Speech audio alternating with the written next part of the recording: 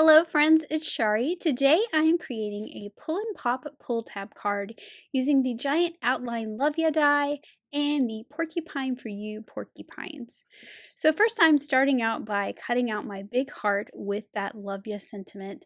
I'll be using the die to cut some guava cardstock for the main part of this heart. And then I'll poke out all those letters and those inside pieces so I have this outline.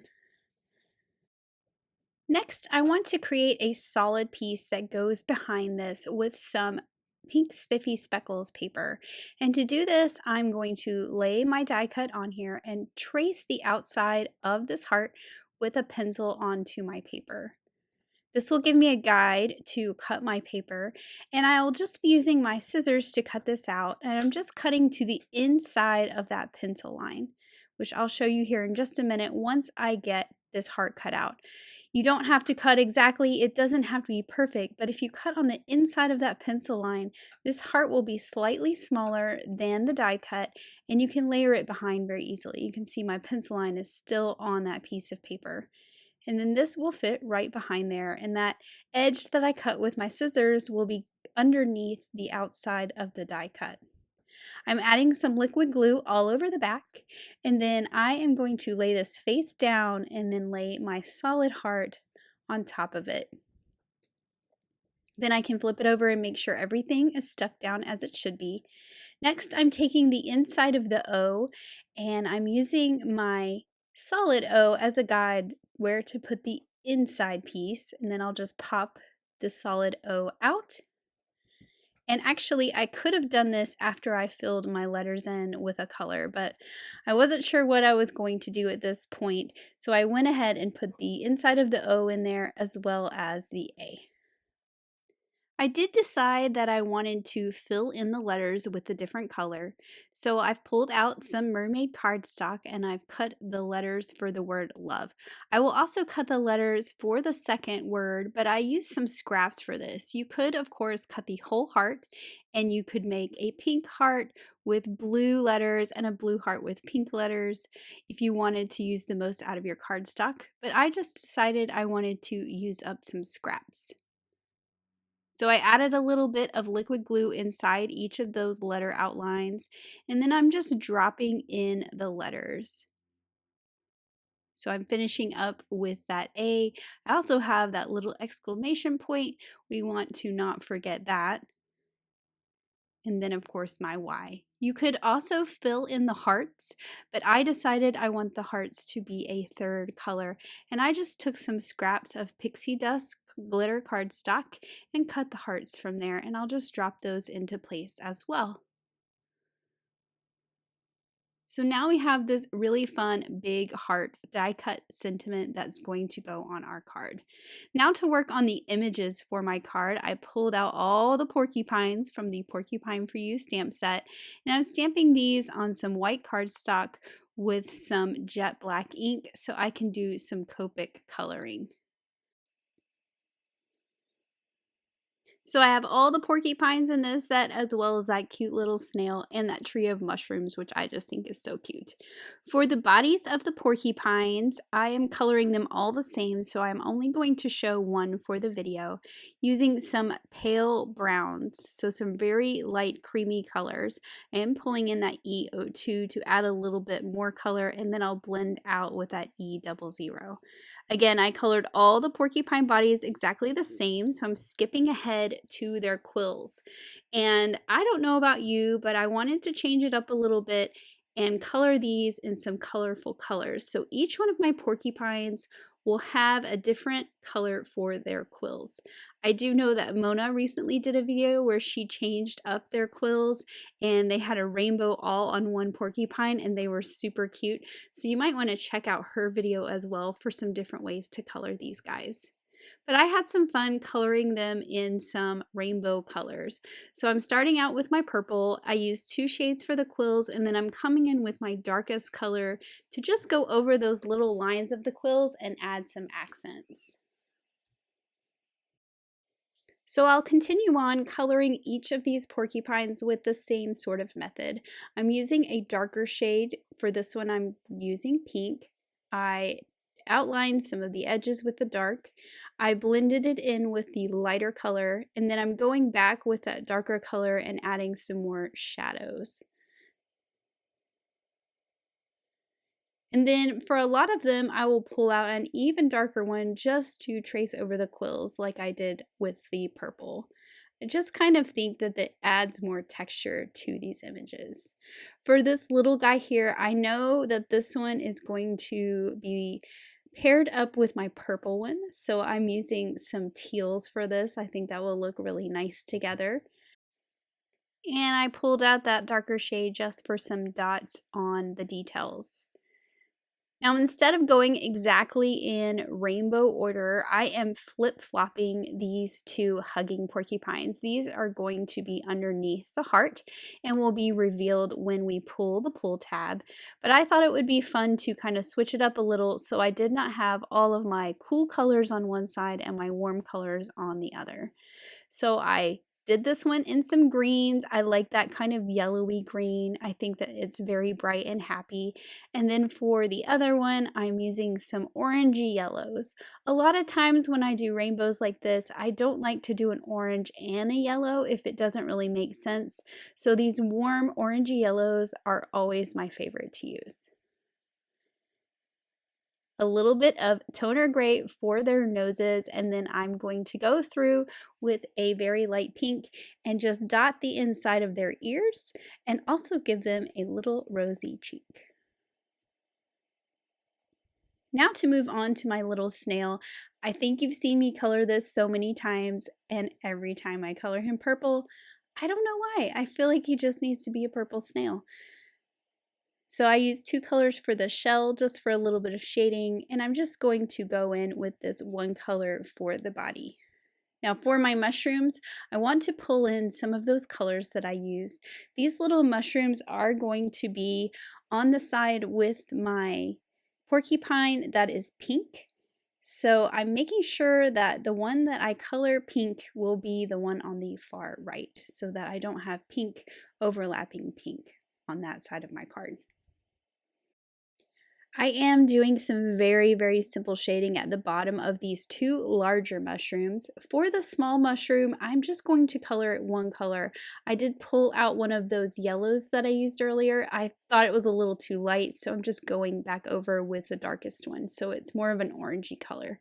And then for the spots, I don't like to leave them completely white. I like to give them sort of a creamy color, and that is exactly what I did. So I cut them all out with the coordinating dies that match, and I'll just set these aside, and we're going to work on the pull and pop mechanism. So I've pulled out my dies. I need to cut this really large pull tab and this stabilizer. I'm cutting both of those from a piece of 80-pound white cardstock. And I've just cut it into a strip. I can cut the stabilizer out of that same piece. And now I can work on my background. I have some spiffy speckles. This is robin's egg, which happens to already be cut with the stitch rectangle. And then I need to cut the green pesto spiffy speckles to match. And I'll just set that aside. And now we can use this die with the two slots. So to use this part of the die, we want to make sure that little arrow is pointing towards the bottom. I'm just shifting this around on my grid mat to find the center, so I can make sure my arrow is pointing lined up with the center of this panel. I want my big heart to be in the center. So you want to make sure that arrow points down, and then a little guide is those two little holes at the bottom. That's the bottom slot, and that's about where the bottom of your image should be. Now for this particular card, the image we're popping up is pretty big. It's going to cover up the tab. I can keep shifting this down. And the reason why I do keep shifting it down is because I need to cover that part up with my grassy hill that I'm going to put at the bottom, and I don't want to have to make my hill too tall. So I can shift this down, make sure that's where I want it, hold it in place with some tape, and that's going to get covered up just fine with this very large heart. So once I know that that is in a good place, I'll run this through my die cut machine and I get those two large slots. So now that I have my two slots cut, I can work on the pull tab part, and there is a fold through this long tab in the middle. I want to fold along that score line, and the best way to do this is to fold against a hard edge like a ruler. Once I have that fold going, I can remove that ruler and enforce that fold with my bone folder. Then I'll take the top part, which has a score line as well, and fold that away from me so we have this kind of Z-shaped piece. Now we need to thread this through our slots. So we're going to flip our panel to the back side. We're also going to take our tab and flip it to the back side. Thread the bottom through the bottom slot, thread the top through the top slot, and then when we get to this little T, we're just going to shift it back and forth and make sure that that ends up on the front of our panel. That is going to be up snug against that slot there, like you see me doing here. Next, we need to add the little stabilizer piece, which is this little piece here that we cut. We are going to fold it in a Z shape as well. And we'll end up with a long rectangle with two little squares on each side going in different directions. We're going to add some adhesive to one of those little squares, and then we will put this onto our panel right above this top slot. You want to make sure you can kind of see a little bit of the cardstock. Then we can fold it down, put adhesive on that other little square. We're going to hold that down, fold the square back, and then fold our big tab over onto it. So you can see what kind of shape that makes and how that stabilizes it and holds it in place. Next, I need to move on to the part that covers up this piece at the bottom, and that is where the green spiffy speckles paper comes in. So I'm pulling out one of my Grassy border dies and figuring out how far up I need to put it to cover up my tab. I decided for this one I actually didn't need to cover it up completely because those little porcupines are going to help me along the way. So I can make this hill a little bit shorter than I originally expected. So I'm kind of figuring out where it's going to work. That looks pretty good right there. And so I'll pull over my green paper and just move my die to be in about the same place. Then I can run this through my die cut machine and I'll have myself a little grassy hill that will cover up my tab at the bottom.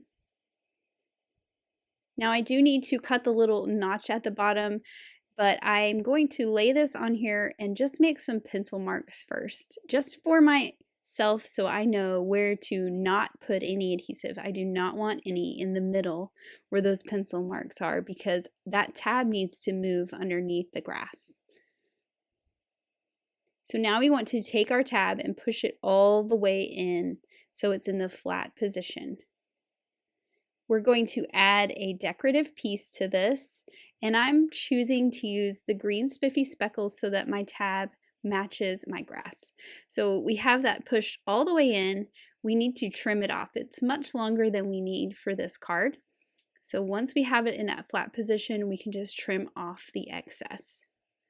The next thing I want to do is then pull it out, and then I can add my decorative piece on top of it. So I'm pulling it all the way out. I'll lay my decorative piece beside it, which as you can see is much longer than I need as well. And I'll just use a pencil to mark somewhere in between those two slots. And I'll just trim this piece off.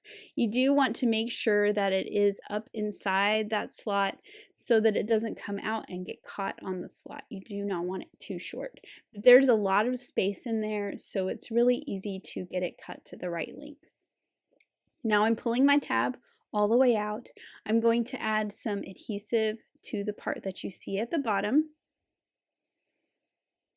And then I'll take my decorative piece and slide it up into the slot, kind of shimmy it up in there. And then I will line it up with the tab, the white tab, and stick it down to that adhesive that I added to the white tab. So now I have a green tab that matches my green grass, but I need to cut out a notch so I can grab a hold of this and pull it. So to cut the notch in the grass so that we can grab a hold of our pull tab, I want to pull my tab out so I can see it. because I'm going to need to line my die up with it. I'll line my grass up at the bottom where it's going to be, and then I'll take this die with the long arms on each side. You line up those arms on the bottom of the paper, and then the two little triangle carrots on each side of the tab. So I'll just hold this in place with a little piece of tape once I get it where I need it to be. And you can see those arms are past the edge of the paper. That's where it should be. And this will cut out the little notch. So I'm adding my adhesive. I want to add it along the bottom into each side, trying to avoid the middle space where my tab needs to move freely underneath my grass. Then I can line it up with the bottom of my blue spiffy speckles panel and adhere it down. Now this particular die needs to be adhered in a certain way to work properly. You want to put adhesive along the top, along the bottom, and a little bit up each side. You want the center on the sides to remain free because this panel needs to buckle up a little bit just so there is room for this mechanism to move underneath. So I drew those pencil lines so you could see exactly where your adhesive needs to go. Again, it's free there in the center so that it has room to move. And then I can line this up with my card base.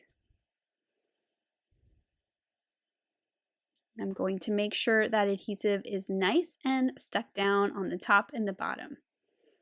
Then I can test this out and make sure that it works properly. This particular interactive die works much better once you get it onto a card base and it has a back to kind of pull against. Look how that is so much fun how it pops up. Now I can start to decorate my card. So I want to start with the biggest part of my card, which is that big die cut sentiment I created earlier. I'm adding adhesive to that tab, and I will just line this up in the center and make sure that's stuck down. And you can see how fun that is that it pops up like this. Now my little hugging porcupines, they're going to be under my heart. So I'm just making sure that where I place them, they're going to be hidden when that heart is in the down position. And for these, I did want to pop them up a little bit. I'm using thin foam adhesive squares so they're not quite as thick, and I'm making sure I only put it on the sides so I don't accidentally stick anything to that tab that needs to move. Then I'll place them underneath there and I'm going to test it again and see how fun it is. They're hidden completely and then they're revealed when this heart pops up. Now to add my other porcupines and my other little images on each side of the heart. So it's really cute when the heart is down and it's even cuter when that heart pops up. And I couldn't figure out where I wanted my snail to go. I just decided that he needed to go under the heart with that little porcupine couple as well.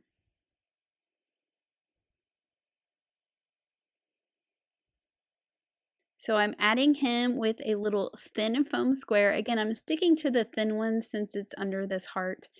I'll use the thin foam squares for my porcupines on each side as well. And I am being careful to make sure that they are as close to the edge as I can put them so that when that heart is in the down position, they're not covered up at all because I want them to look like they're in front of it and then you get the reveal when the heart opens.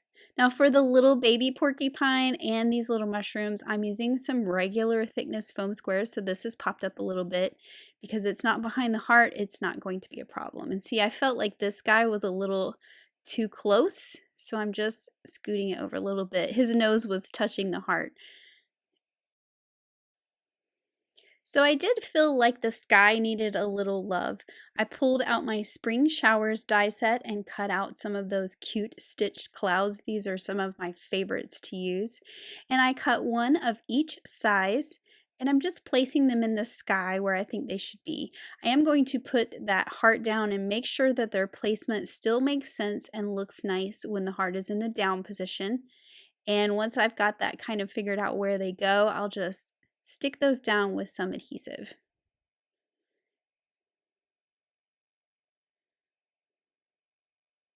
And of course, where that large cloud and that medium-sized cloud are hanging off the side, I'll just trim that right off. And then here is my finished card. I just think it's so cute. I love those colored porcupines and this big sentiment that pops up and out at you to reveal those cute little porcupines behind. I just think this is so much fun. It really has a nice fun wow factor with that giant sentiment popping up and out at you. So here's another look at that really fun card with those cute porcupines and that big sentiment. I hope it has inspired you to pull out your pull and pop pull tab die and make some fun cards. Thanks so much for watching. Have an amazing day. Bye.